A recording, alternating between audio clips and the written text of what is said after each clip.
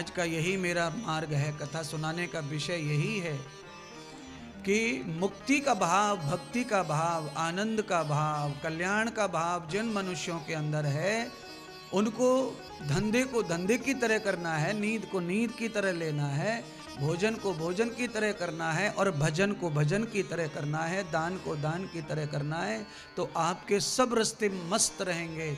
पर आप एक ही दिशा की ओर भागेंगे तो फिर 3 दिशाएं तो खाली पड़ी रहेंगी। और जरूरी नहीं है कि आप जिस दिशा में भाग रहे हो वह दिशा आपको मंजिल पर पहुंचा देगी। क्यों? अगर आप दक्षिण की ओर जा रहे हो और आपकी मंजिल दक्षिण में है नहीं, आपकी मंजिल है पश्चिम में और आप जा रहे हो दक्षिण में, तो व्यर्थ ही है यात्रा। इसीलिए यात्रा कैसी होनी चाहिए? तो कहा द्विपंथम न कृतम च वेधितम सर्व। यात्रा एक भी कदम आगे बढ़े तो ऐसा कदम होना चाहिए जो सफलता की ओर जा रहा हो। विफलता और पराजय की ओर जो जा रहा है वो कदम आगे बढ़ना नहीं चाहिए। और एक कदम रखा तो 1 करोड़ यज्ञ का फल प्राप्त हुआ। ऐसी दिशा की ओर चलो, ऐसी मंजिल की ओर चलो। कौन सा रास्ता है वो? जिस रास्ते पे चलने के लिए 1 कदम रखने पर 1 करोड़ यज्ञ का फल मिलता है, वो कौन सा रास्ता है? कौन सी मंजिल है वो? कि संत मिलन को चालिए, संत मिलन को चालिए और तज माया अभिमान। जो जो पग आगे बढ़े कोटिन यज्ञ समान। अपने गुरुदेव संत से मिलने के लिए घर से 1 कदम निकालते हैं तो 1 करोड़ यज्ञ का फल मिलता है। एक रास्ता है, गुरु के तरफ जाओ, संतों की तरफ जाओ। और आपकी कैसी मति है? रोज घर से निकलेंगे न जाने कहां के लिए, आडंबर करने के लिए, पाखंड करने के लिए, कहां फंसने के लिए, कहां फंसाने के लिए।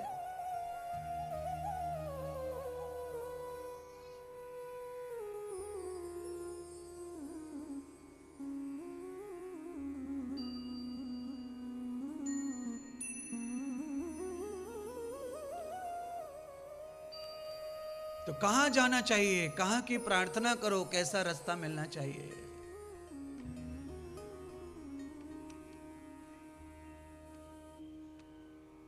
ओ भोले बाबा ले चल हरि के द्वार।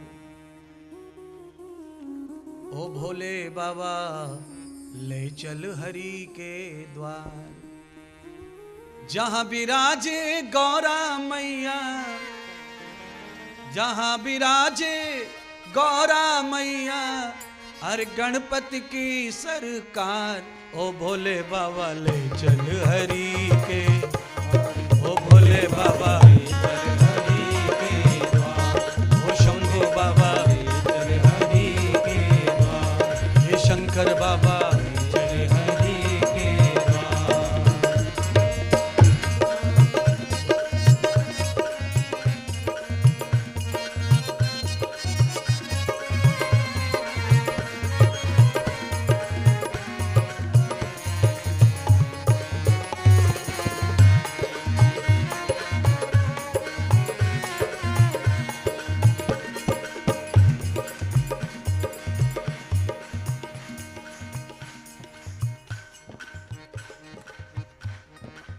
सुनिए, भजन में खड़ा होना जरूरी नहीं है। जिनको नाचना वही खड़े रहो।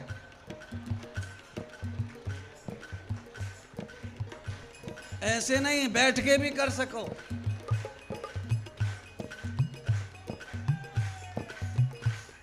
बिना मतलब के खड़े होने से कैमरा बिगड़ रहा है, वीडियो बिगड़ रहा है।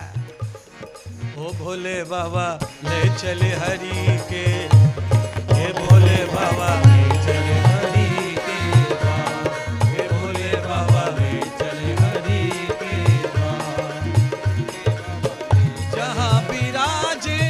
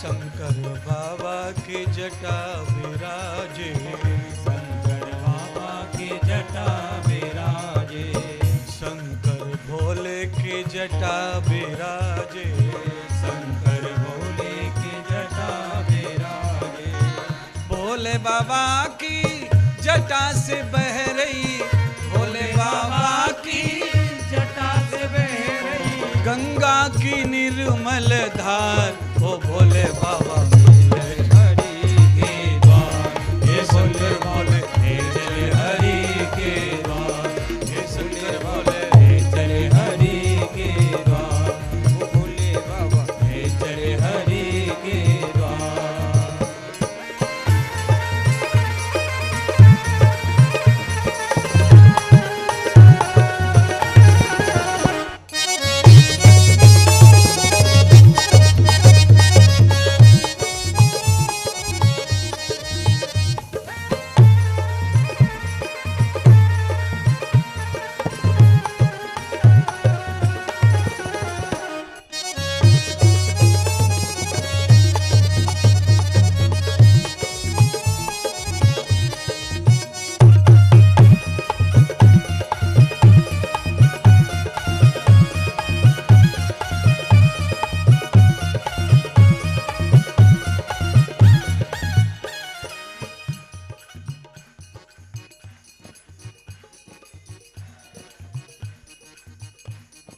अरे छोरो,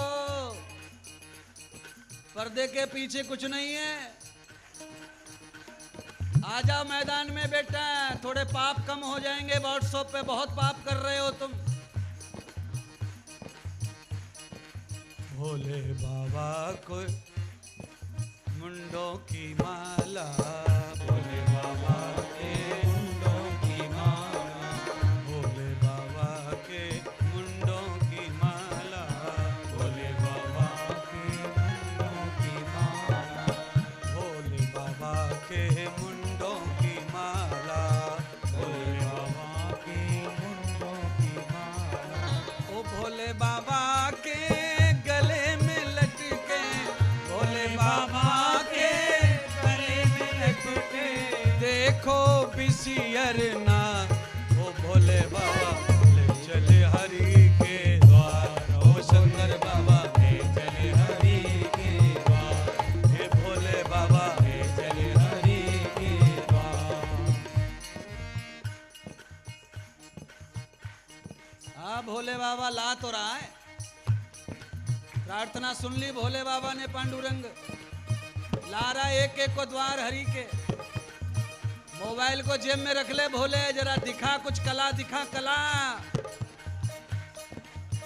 जहां विराजे गौरा मैया, जहाँ विराजे गौरा मैया, ये जो बाहर से आ रहे बच्चे इधर मैदान में, इधर आगे आओ, उधर पब्लिक में मत घुसो, इधर आओ, इधर आओ, इधर आओ। भोले तू भी आ, भोले तेरा गुरु पे ये। अरे आ जा मैदान में, कमांडर के बगैर कंपनी नहीं ठीक लगे।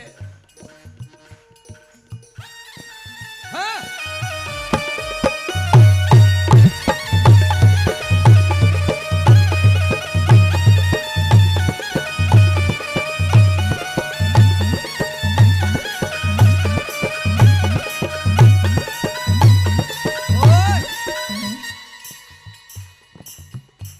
अरे कथा खेत में है रही है, केला के खेत में छोरा सांप निकल आएंगे सबरे।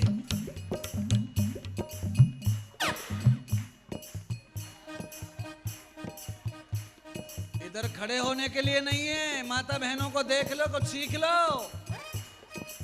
जहां विराजे गौरा मैया, जहाँ विराजे गौरा मैया, गणपति की सरकार, ओ भोले बाबा चले हरि के द्वार, ओ भोले बाबा हे चले हरि के द्वार, ओ भोले बाबा हे चले हरि के द्वार, ओ भोले बाबा हे चले हरि के द्वार।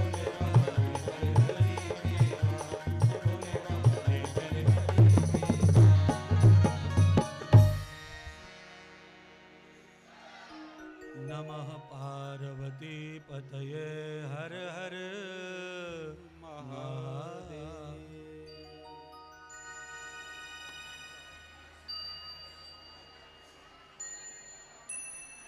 ओम ओम ओम। लाला आवाज अच्छी कर दे इसकी, मॉनिटर की।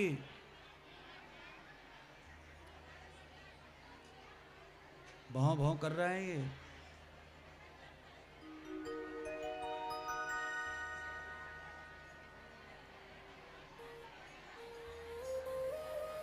यश्चं प्रबध्यते युक्तं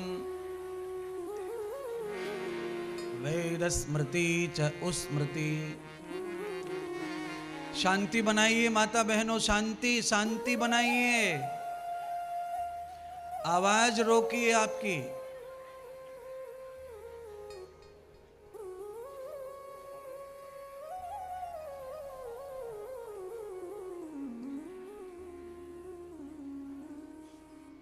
जहां विराजे गौरी मैया, जहाँ विराजे गौरा मैया, हेरे गणपति की सरकार, ये भोले बाबा ले चले हरि के द्वार।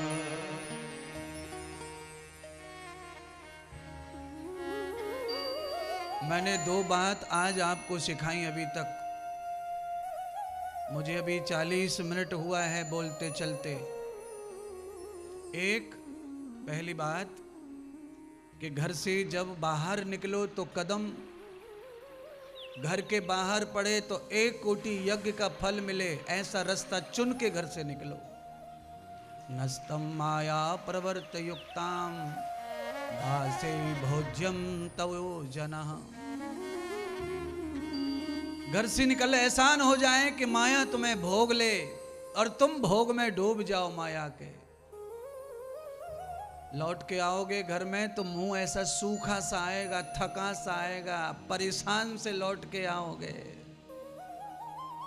बृहंग द्वाराम तद मूल व्यापकम।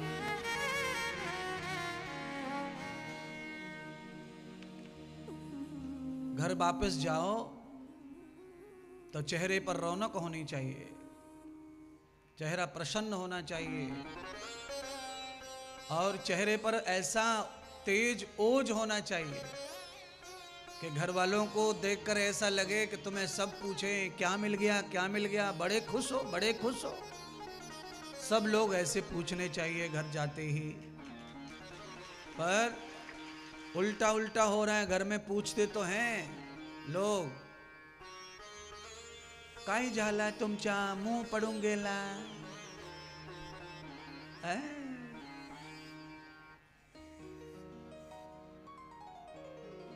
ना, तुम्हारा चेहरा देख के घर वालों को ये अचंभा लगना चाहिए कि आज इसको लॉटरी लग गई।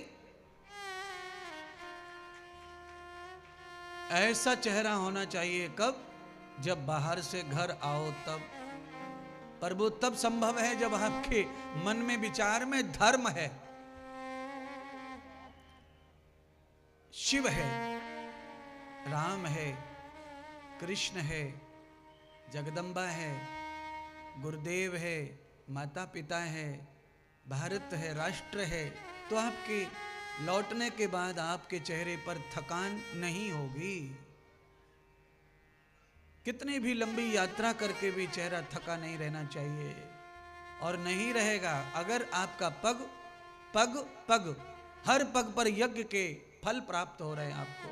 अर्थात द्वैतो संगम त्वया धर्म।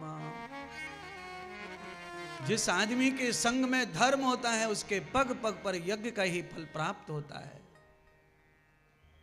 महाभारत के युद्ध में इतने लोग मर गए पर कृष्ण को कोई दुख नहीं हुआ। आपको क्या लगता है कृष्ण भगवान के सगे संबंधी नहीं मरे थे? महाभारत में बहुत सारे रिश्तेदार संग कृष्ण के ही मरे थे, सब रिश्तेदार थे। और आदमी इतना पागल और बुद्धू नहीं है कि अपने रिश्तेदार के मरने पर दुखी ना हो। पर भगवान कृष्ण दुखी नहीं हुए, क्योंकि भगवान वो कोई जीव नहीं है, आपकी तरह नहीं है। वो तो ब्रह्म है। ना ही तो उनको पोता होने पर खुशी है और न पोता के मर जाने पे दुख है। क्यों? उनका तो काम है जन्म देना, मारना, पालन करना, पोषना। उनकी वो ड्यूटी है, इसीलिए उन्हें कोई गम नहीं, कोई खुशी नहीं है इस बात की कि ये पैदा हो गया, वो मर गया। पर माया भी जीवों को तो कष्ट होता है। पर केवल इतना ही पक्ष नहीं है भगवान का कि वो भगवान है। दूसरा पक्ष यह है धर्म संस्थापना अर्थाय।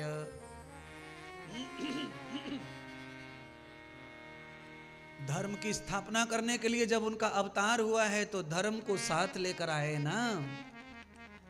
और जो धर्म को साथ लेकर ही चलता है उसके पग पर यज्ञ के फल आते हैं।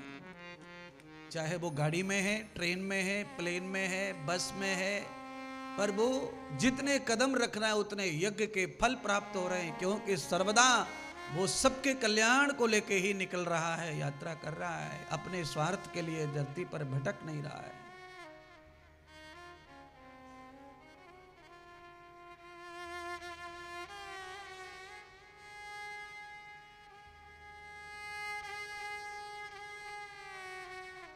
आज भगवान श्री सूत जी ने 88,000 ऋषियों को शिव जी की दूसरी महिमा सुनाई।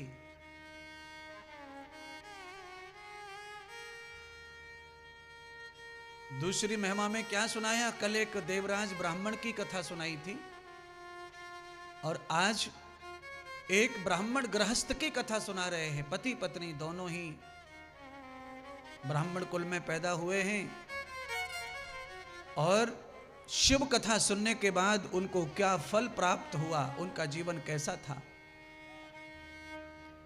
और दोनों ने कथा शिव जी की क्यों सुनी और क्या फल आया। सदगुरु भगवान श्री सूत जी कहते हैं, हे सौनक जी, वास्कल नाम का एक गांव है,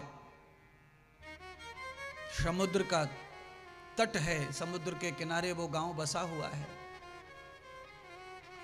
वहां पर बिंदुक नाम का ब्राह्मण रहता है और साथ में उसकी पत्नी चंचुला रहती है।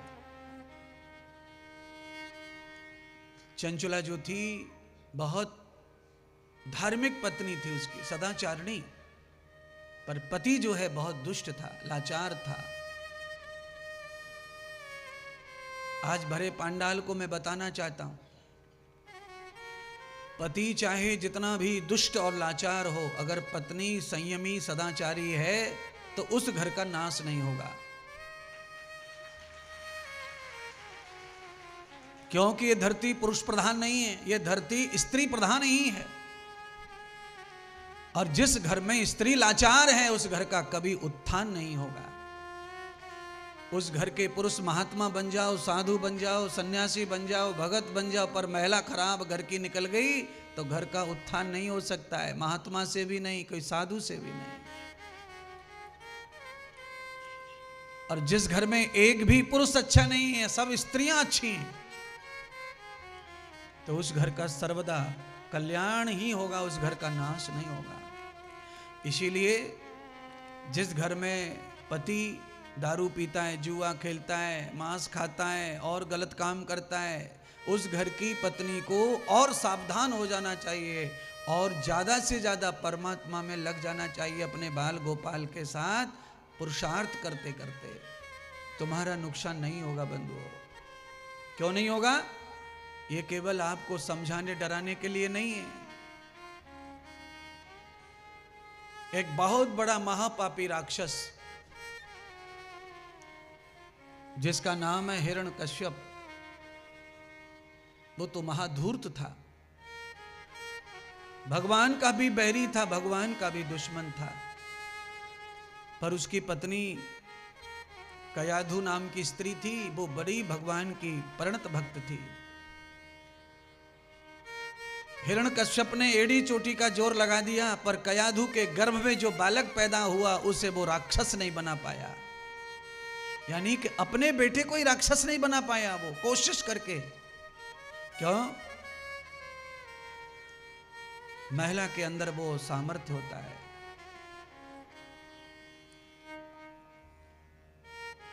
हिरण्यकश्यप की पत्नी ने बालक को गर्भ में ही नारद जी की दीक्षा दिलवा दी और नारद का उपदेश पूरे 9 महीने गर्भ में सुनाया बच्चे को। बच्चा हरि का भक्त हो गया पेट में ही।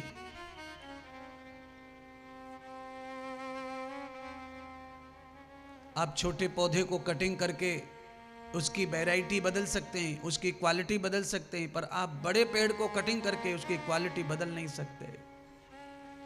इसलिए नर्सरी में जितनी भी वैरायटियां बदली जाती हैं वो छोटे पौधों की कटिंग करके ही बदली जाती है महाराज। उनको हाइब्रिड कर देते हैं, दूसरे पौधे से टच कर देते हैं। दूसरा पौधा जो सुंदर फल देने वाला पौधा है, उस पौधे की डाल से डाल कटिंग करके जोड़ के बांध देते हैं, उसी में से नई तरंग पैदा होती है। अगर हम अपने गर्भ में उस छोटे बच्चे में हाइब्रिड माने परमात्मा के साधु के लक्षण डाल दें तो फिर हमारे ऊपर इस प्रकृति का कोई असर नहीं होता, फिर दारू के वाले का, जुए के वाले का असर नहीं होता है।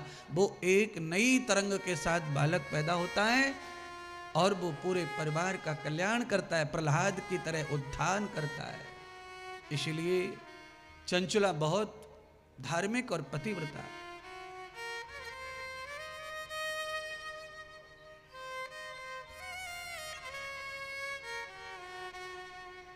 चंचुला ने अपने पति को लाख बार समझाया कि ये काम गलत है, अच्छा काम करो। पर चंचला कैसी है? अच्छी तो है ही, पर साथ में सदाचारी भी है। यानी कि चंचला ने ये शादी करके जब उसे पता चला कि मेरा पति अच्छा नहीं है, तो चंचला ने अपने पति के साथ संबंध नहीं बनाया। पति के साथ रहती है,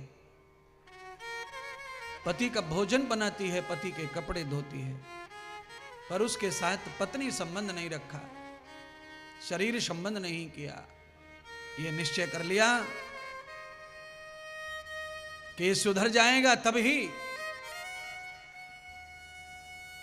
भोग सुख प्राप्त करूंगी, अन्यथा नहीं। मैं इसकी सेवा करते करते मर जाऊंगी। पर संभव नहीं हुआ ऐसा। एक दिन ऐसा आ गया कि चंचला का पति जो है व्यसन में डूब गया और मृत्यु को प्राप्त हो गया।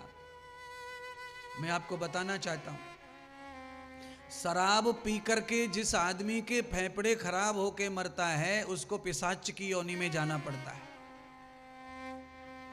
इसीलिए आपके यंत्र खराब हो जाएं भोग से, व्यसन से, परमात्मा को यह कदापि मंजूर नहीं है। इसीलिए हर व्यसन का, हर बुराई का लिमिट रखो, दायरा रखो। इसका मतलब क्या मैं छूट दे रहा हूं बुराई करने की, दारू पीने की? न, तनक भी नहीं। पर आदत पड़ गई है तो उसका भी दायरा रखो। और दायरे का मतलब है उसे समय पर छोड़ दो, त्याग दो। गलत काम का गलत नतीजा। आप कोयले के खेत में काम करेंगे और आप कहेंगे कि मैं कहीं से काला ना हो जाऊं, कहीं से दाग ना लग जाए, मेरे सफेद कपड़े पर कहीं कालोंच ना पड़ जाए। ऐसा कदापि नहीं होगा। पड़ेगी कालोंच, कपड़े पे दाग लगेगा, संग का प्रभाव तो पड़ता है। इसीलिए आपकी बुराइयों को संयम में लाओ, सदाचार से उन्हें ढक दो, उन्हें नष्ट कर दो। क्यों? बुराई ने किसी का घर नहीं बसाया प्यारे। जब तक तुम्हारे भाग्य में लक्ष्मी का योग लिखा है तब तक तो आएगा आएगा, पर खत्म हो जाएगा, फिर कुछ नहीं मिलेगा। और पछताने के लिए तुम्हारे पास कुछ नहीं रह जाएगा। और तुम्हारे जो अपने हैं वो तुमसे रूठ जाएंगे। क्योंकि आदमी जब देर तक परिवार को सताता है तो परिवार रूठ जाता है। फिर उसके मन में क्या आ जाता है? परिवार के मन में, फिर परिवार के मन में ये आ जाता है कि ये मरो या जियो, हमें कुछ नहीं पड़ा अब इसका। ऐसा परिवार कभी न कहे आपसे कि तुम मरो या जियो। उससे पहले ही हमें परिवार का बन जाना चाहिए। परिवार बनाने वाले परमात्मा का बन जाना चाहिए। चंचला का पति बिंदुक ब्राह्मण मृत्यु को प्राप्त हो गया और पिशाच योनि में चला गया। पिशाच योनि में चला गया। मदराचल पर्वत पर उसका कंकाल जो है वो भटक रहा है, रो रहा है, तड़प रहा है।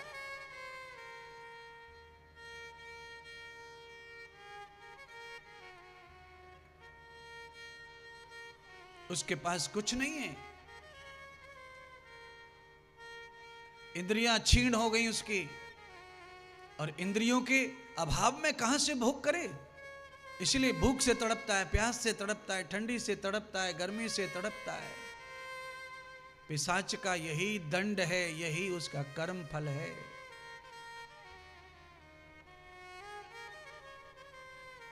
पत्नी ने उसके सब विधि कर्म कर दिए। उसके बाद में पत्नी अपने घर में अकेली रहने लगी। बड़ी सुंदर और तपस्वी थी, इसलिए गांव वालों की उसके ऊपर गंदी नजर। गांव के कुछ लोग आते, उसको बहलाते फुसलाते, तू अकेली कब तक रहेगी, कैसे रहेगी, और अब शादी कर ले, और मैं तेरे से शादी कर लूँगा, तू मेरे साथ रहेगी तो बड़ी खुश रहेगी, मैं तुझे खुश रखूँगा, और मुझसे दोस्ती कर ले, मुझसे प्यार कर ले, मैं बहुत प्यार करता हूँ, तेरे पति के आगे से ही मैं तुझे चाहता था। पर ऐसा वैसा सारी दुनिया उसके पीछे पड़ गई महाराज। क्यों?